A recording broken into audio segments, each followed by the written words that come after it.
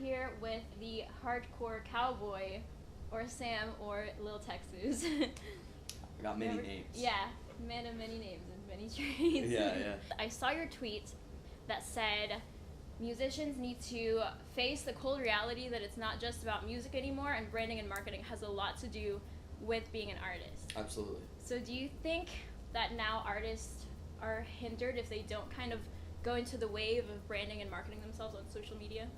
Yeah, and I'm glad you asked about this. The original tweet, like, the wording, I maybe should have edited it to be a successful artist, because I said good artist. I think you can be a good artist and have shitty social media. But successful in the modern EDM industry, I think, save for a very small exception, there's always exceptions to rules, does depend on having a strong brand.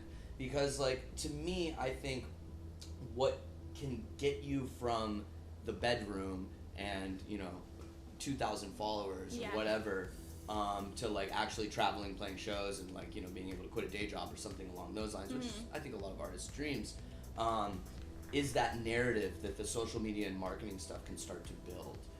So if you have a strong brand, and obviously, like, the simple things with branding are just, like, have a look, or wear a mask, or have a cool name, or have things that are very, like, specific unique to you and are consistent. Exactly, and consistent. Exactly, that you're repeating over and over again. But for me, all of that stuff is very good, and it should always be organic. If I could make one point, everything needs to be organic to you. But it's when we bring in other parts of my life into the manifold, and we start making that a part of the brand. It's not just about the, like, look and the presentation. It becomes about, it's about, kinky shit. It's about fucking my little weird doll. It's about my food that I make, It's about inspirational tweeting. It's about all these different things. Comedy, that's really what branding is. I think.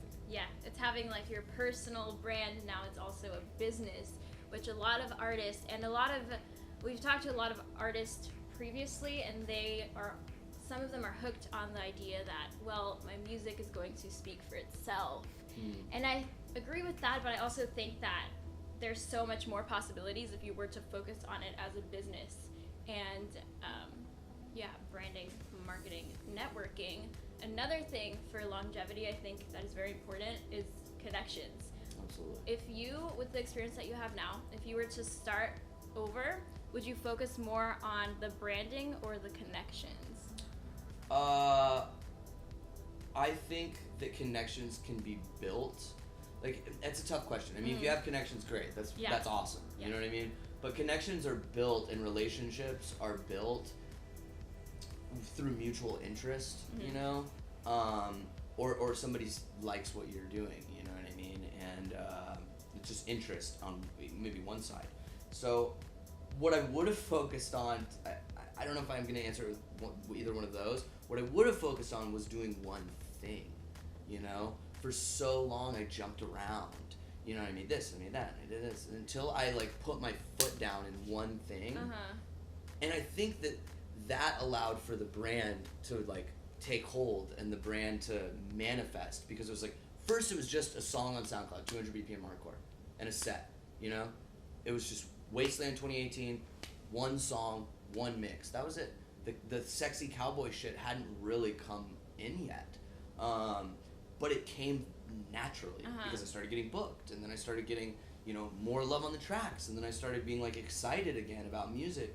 And so it went from being like, okay, I'm making hardcore now. That's what I'm doing because I love this, which led to the brand growing, which eventually led to bigger and better connections, Okay. And that's how I met all of these, like, great people, Okay, I like that. But you started off at Berkeley, right? Yeah, Berkeley College of Music in Boston. What kind of music were you? Oh man, I was playing jazz and like funk and R&B and bass player stuff. I was, like, really into playing bass. And so if you get into that, you do a lot of jazz and you do a lot of studio work. I was in, like, a very, like, reputable wedding band too. We, like, traveled around, and it was weird. Did you ever think that you would? Did you always have, like, this little alternative, more, like, vulgar side to you, and then Was it Yeah. recently that you were like, hey, let's go all into this now? Yeah, This is I think that's what I struggled with brand-wise, that like personally I was like getting into like the harder stuff and like the like maybe like a little bit edgier stuff and darker, or you know, not as I don't know, you know, I feel like I'm the antithesis of like wook bass. You know what I mean? Like we have, those are like, it's like you got me over here and then you got them over there. Love it, no shade, but that's like just kind of the two polar extremes within the industry, I think, and or some of them, and the music that I was making didn't really latch on with the, you know, my personal life and like what I was doing and like where I wanted to go with like my influences, and I started getting more influenced by metal and more influenced by techno and more influenced by like harsh sound and darker music, and it just wasn't, things weren't clicking, so I had to, you know, flip it up. And I know I saw an interview where you mentioned that you would get backlash from other producers at first, since you're kind of like the outlier in EDM.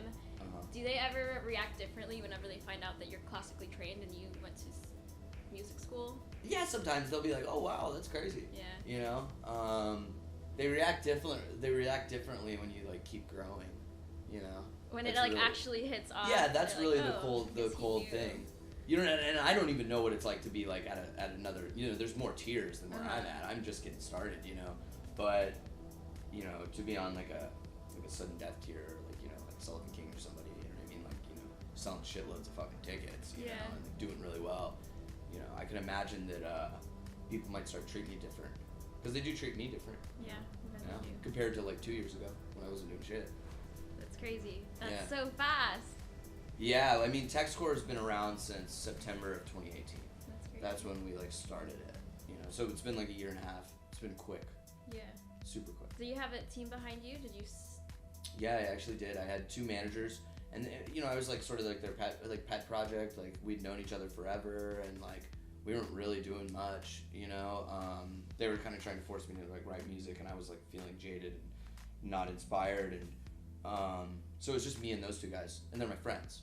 I love them. Shout out Ian and Jordan, best managers ever. And they were the ones who got me the Wasteland booking, like kind of. They finessed it, you know, which I got a lot of backlash for. And How did they finesse it? Can you talk about that? Yeah. I mean, I was already like in the scene, you know what I mean? I had like songs on Twonk, and like I had songs on Mad Decent, and like I did remixes for big artists, and people knew who I was, you know, in the small tier of it. So I did have a little bit of connections from my prior music, you know, stuff, the trap and club stuff. So they were able to kind of finesse my name a little bit with like a little bit of, you know, DJ Cloud stuff. And there was videos of me playing hardstyle, like in my sets. I wouldn't play an entire set of hardstyle, but I was playing it at the end. I was playing hardcore at the end of my sets too. I was like ending really fast, and these videos went around, and Jasper from Henry from Space Yacht actually sent a video to Jasper, who was the head of BassCon, and they needed a slot filled. And so Jasper reached out to my manager, was like, "Hey, would Texas do it for this?" And we were like, "Absolutely." So we did it. They got me for pretty cheap. That's super cool. Yeah, I mean, it was really right place at the right time, but Yeah. it was like years of work before that to like just have a name. Yeah. You know what I mean? It's crazy because on the podcast we always talk about placing yourself in the right place and time, and the opportunities will come to you. Absolutely. And we talked about like finessing earlier, how before we were the #1 podcast in Houston, we just said we were the #1 podcast in Houston, and now we're close. When the numbers actually hit, then now we're close to being the #1 podcast in Texas. Oh wow. So, but before that, it was all about perception, and I guess just presenting ourselves a certain way to be like, okay, this is what we are, and kind of selling our image Absolutely. as such. Absolutely, I love that, because you gotta believe in what you're doing. Yeah. You know, and you almost have to do something, and like to like be a purveyor of something. You know, like a purveyor of culture, a purveyor of a genre, a purveyor of something niche.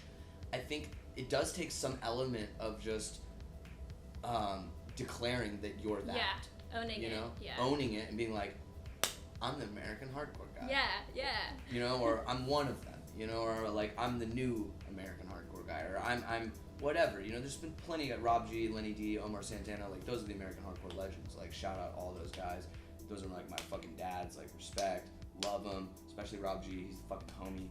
and you know, but I do establish myself like, hey, I'm American hardcore. Yeah. You know, so are they, and we're all American hardcore. You know, it's not like I'm doing something new. Yeah. So yeah. Cool.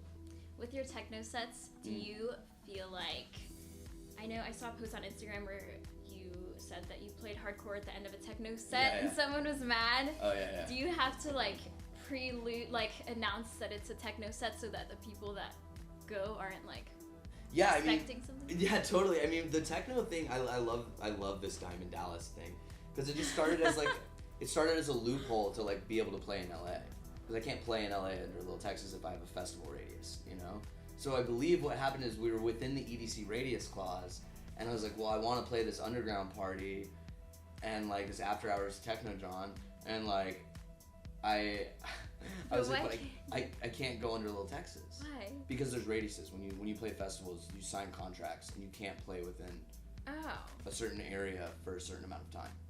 So if you play EDC, you can't play LA for like 3 months before, unless you get it cleared. Oh, okay. But they weren't going to clear something like that because it's not beneficial to anybody. So, but they don't book Diamond Dallas, you know? And so we did that, and Diamond Dallas is techno, so we created this other thing. Caught on, did it at EDC Orlando on the Space Yacht Corona Beach stage one night, and then they asked me to come back and do it at Space Yacht in LA, and then that happened. Then we did a show in Vegas 2 weeks ago that actually did like really well under Diamond Dallas. Like it hit capacity, you know, and like that's great, you know. And now I just people expect it now. They didn't at Space Yacht. They did, but the girl was just an innocent bystander. It was like, she didn't know. Yeah, she was there for a birthday party. That was it. Her friend's birthday party was there, and she's like, what the fuck? And I was like, it was 5 minutes out of a 4-hour techno party. Like, Jesus. Oh my goodness. But they know what they're in for. In fact, they love it. Yeah. That like people like they're they waiting. They wait for it. Yeah. Exactly. Okay. So I saw a video on Twitter of you spitting in this girl's mouth. Oh yeah, for sure. If you're not subscribed to the podcast yet, please click the subscribe button. Merch for my podcast is out now at shoptoughluck.com if you would like to support this podcast. I have my merch produced through Printful, which is a print-on-demand service. You can upload your designs and you don't have to pay to open up a store or purchase anything up front.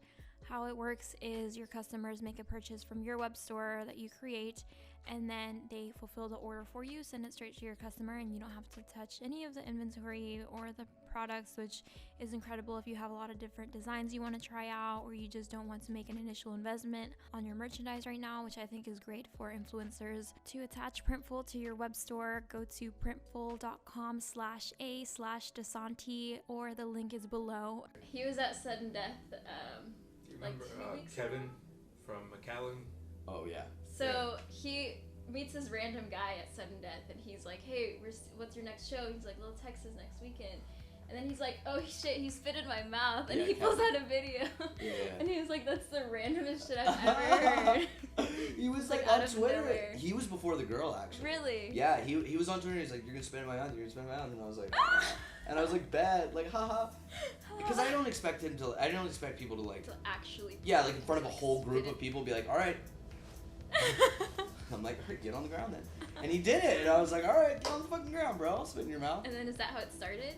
Yeah, well, the girl wanted it too. It was kind of like a coincidental thing that I was in both the cities, and like it just happened to like work out like that. So, yeah. That's so funny. My co-host, we have a co-host named Rick. He was like, you should get him to spit in your mouth. And I was like, well, I have an Onlyfans, so I feel like I don't need to put myself out there like that anymore. Like that would be like way too much for my image. Well, if you have an Onlyfans though, I mean. Well, that's the thing, is I probably shouldn't. Oh, got it. I should do an Onlyfans. You should. Honestly, I would make so much money. Oh my god, you would make so much money. I posted the Tinder, Instagram, Twitter, and they were like, Foursquare what's thing. Your OnlyFans? Yeah. One of my fans, she made one for me, and it had OnlyFans. We changed it. And like the response, I was like genuinely considering it. I was like, dude, I should be taking dicksters, just sending them to people, dude. You know, it pays my rent. $5, $10 a dick pic, dude. That's fucking crazy. But then my dick will be everywhere. Well, yeah. But I don't really care. But isn't it like, I mean, you're shoving CDRs up your ass. CDs up my ass. Yeah, that's true. I'm also doing that. Yeah, consider it. Yeah. You got me. You heard it here first. Yeah, you heard it here first. Oh, talk about your album that you're writing. Oh yeah. So I'm working on an album. I've never wrote a full-length album. I've done lots of EPs, but it's something that I've wanted to do for a while. And it's a little bit more expansive with the BPM. There's more range, even as slow as like 155, 160. I might not go to 155, but start at 160. There's 175 tracks. There's like psytrance, psycore stuff. There's a bit of like raw kind of style-ish Techcore stuff. There's like straight up Techcore. There's up-tempo hardcore. There's just a bit of everything in this record. And it's still coming together, and it'll be out like, sometime this year. But I want to do something a little bit more expansive than just like a 200 BPM album. Super cool. Yeah. Are you allowed to say who you're collabing with this year? There's a couple that I can definitely say. Like I have a collab with Keizo coming out next week. Who else have I worked with? There's collabs that are unreleased. I mean, fuck it, I'll talk about it. I mean, like, it doesn't really matter, I don't think. Like, Sullivan King and I have worked together. He sent me amazing guitar parts.